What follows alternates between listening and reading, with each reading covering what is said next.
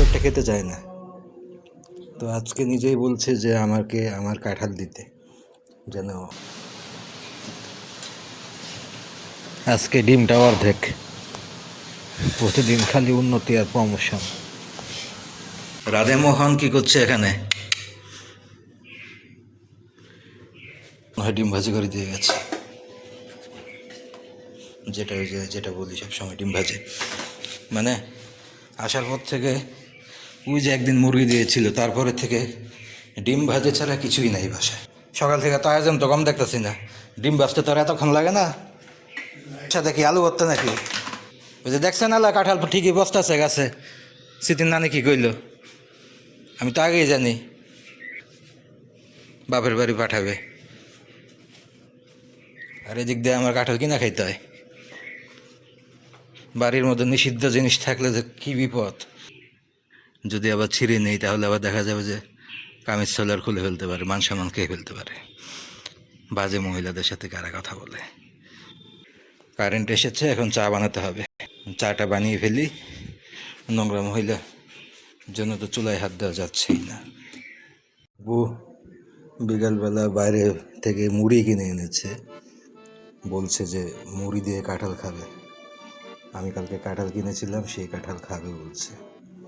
কালকে তুলে দিয়েছিলাম, ওনার তো রাত 1টা বাজে 2টা বাজে ডিনার দিলে ক্ষুধা লাগে, বিস্কিট খেয়ে চা খেয়ে থাকতে পারে না। তো আজকে নিজের থেকেই বলছে যে সে কাঁঠাল খুব একটা খেতে চায় না, তো আজকে নিজেই বলছে যে আমাকে আমার কাঁঠাল দিতে, যেন তাকে একটু দেই, খাবে।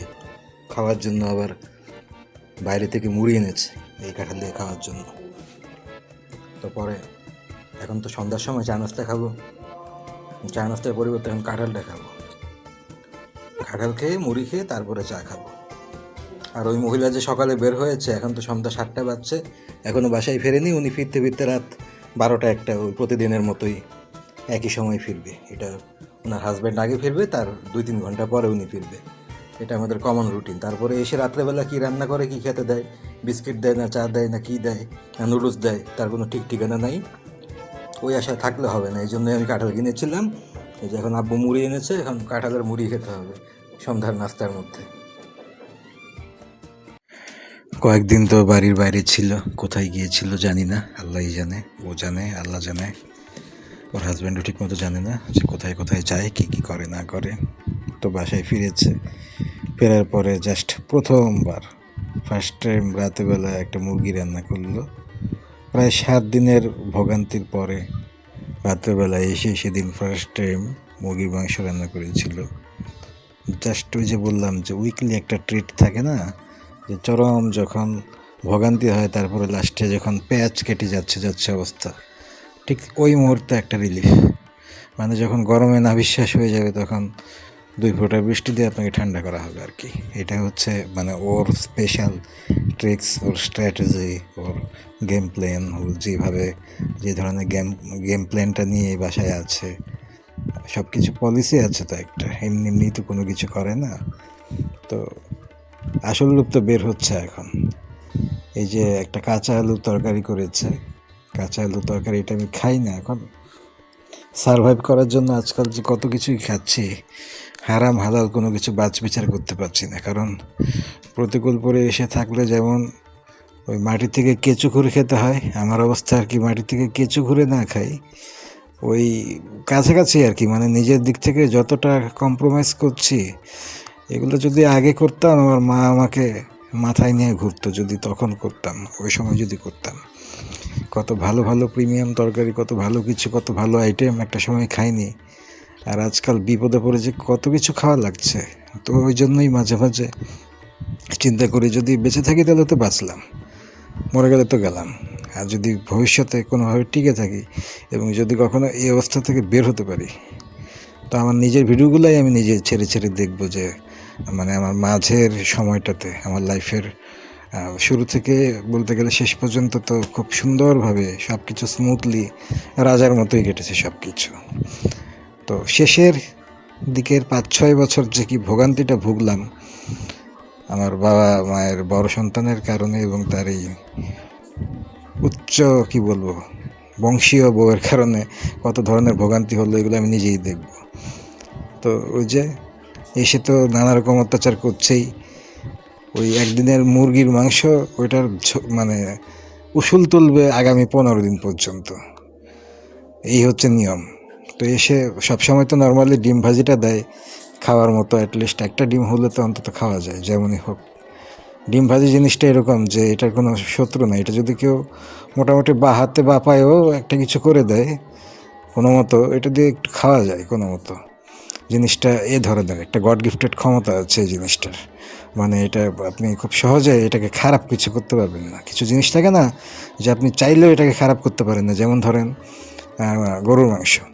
এটাকে আপনি যত খারাপ করেই রান্না করেন না কেন, রান্না যদি করেন কাঁচা যদি না দেন, দেখবেন যেটা দিয়ে খাওয়া যায়।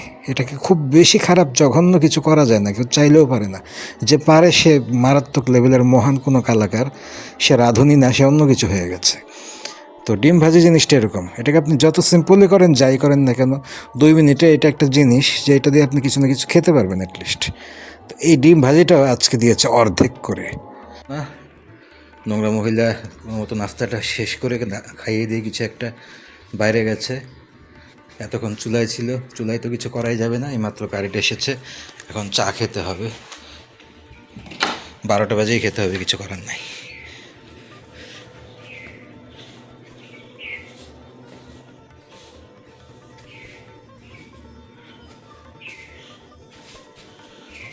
মহিলা আজকে মনে হয় ডিম ভাজি করে দিয়ে গেছে, যেটা বলি সবসময় ডিম ভাজি। মানে আসার পর থেকে ওই যে একদিন মুরগি দিয়েছিল, তারপরে থেকে ডিম ভাজি ছাড়া কিছুই নাই বাসায়। ডিম ভাজি ছাড়া কিছুই নাই, মানে কিচ্ছু দেওয়া হচ্ছে না। কালকেও তারা মাংস টাংস খেয়েছে রাত্রেবেলা আয়োজন করে। আমাদেরকে দুপুরে একটু মাছের ডিম দিয়ে চলে গিয়েছিল। রাধেমোহন কি করছে এখানে?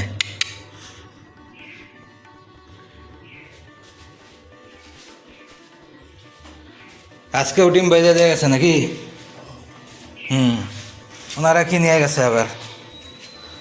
সকাল থেকে তো আয়োজন তো কম দেখতেছি না। ডিম ভাজতে তো আর এতক্ষণ লাগে না। এই সাদা সাদা কি আলু ভর্তা নাকি? কালকে রাত্রেও তো তারা কি দিয়ে জানি খাইলো এখানে বসে।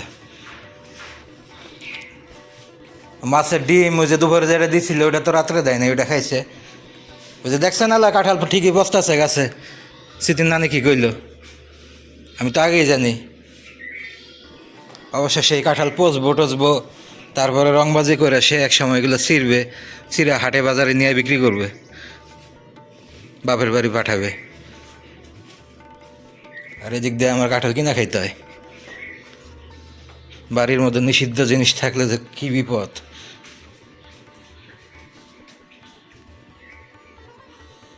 লাস্টে সেই আমার কথাই ঠিক হলো।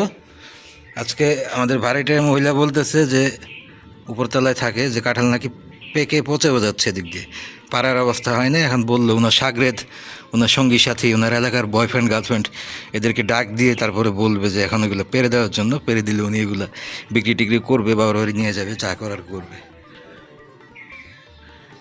ও নিয়ে আমাদের আর কোনো মাথা ব্যথা নাই। রংবাজি করবে, যদি আবার ছিঁড়ে নেই তাহলে আবার দেখা যাবে যে কামিজ সোলার খুলে ফেলতে পারে, মান সম্মান খেয়ে ফেলতে পারে। বাজে মহিলাদের সাথে কারা কথা বলে। কারেন্ট এসেছে, এখন চা বানাতে হবে। চাটা বানিয়ে ফেলি। নোংরা মহিলা জন্য তো চুলায় হাত দেওয়া যাচ্ছেই না। কারেন্ট যদি না আসতো তাহলে চা না খেয়েই থাকা লাগতো। তারপরেও চুলায় হাত দিয়ে যে চা বানিয়ে খাবো ওইটা খাওয়া যেত না, আমার বাবাকে দিত। কোন ধরনের বাজারের মেয়ে যে শ্বশুরকে বলতে পারে যে তোরা এখন থেকে এখানে চা খাবি না, এটা আমার বাবার বাড়ি থেকে দিয়েছে এই চুলা।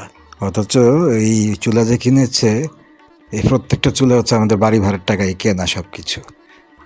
বিগত 6 বছরে সে তার বাবার বাড়ি থেকে এই একটা পানির বোতল আনতে পারে নাই। আবার চুলা তো দূরে থাক, আইপিএস তো দূরে থাক। এখন এই চামড়ার মুখ দিয়ে মানুষ যদি মিথ্যা কথা বলে, বাজে কথা বলে, অশিক্ষিত মূর্খ ছোট লোক কি আর করার, শুনি শুধু। এই যে এই ধরনের অপমানজনক কথা বলি, ছোট করি বা ট্রল করি, কেন করি এগুলো? করি শুধুমাত্র ওর এই স্বভাবটার কারণে। ওর যদি স্বভাব চরিত্র ভালো হতো তাহলে ওর ফ্যামিলির কি আছে, কি এনেছে, বাবার কয় টাকা আছে, কয়টা বাড়ি আছে, এগুলো দিয়ে কথাই বলতাম না। ও যে ধরনের অন্যায়, অত্যাচার, জুলুম, নির্যাতন, নোংরামি আমাদের সঙ্গে করেছে, তার তুলনায় আমি ওর সাথে কিছুই করি নাই, আর কিছু করা সম্ভবও নয়, এবং ওর সাথে লাগা, ঝগড়া করা আমার কাজ নয়। আমি শুধু একটা কথাই বলতে পারবো, তুই ছোট লোক, তুই বস্তি, তুই নোংরা, তুই অভদ্র, তুই উচ্ছৃঙ্খল, তুই বেপরোয়া, তুই একটা বাজে মেয়ে, তুই দুশ্চরিত্রা। এতটুকু বলাই আমার দৌড়, এর বেশি কিছু আমি পারবো না। ও যতটা খারাপ, ওর সঙ্গে আমি নামতে পারবো না।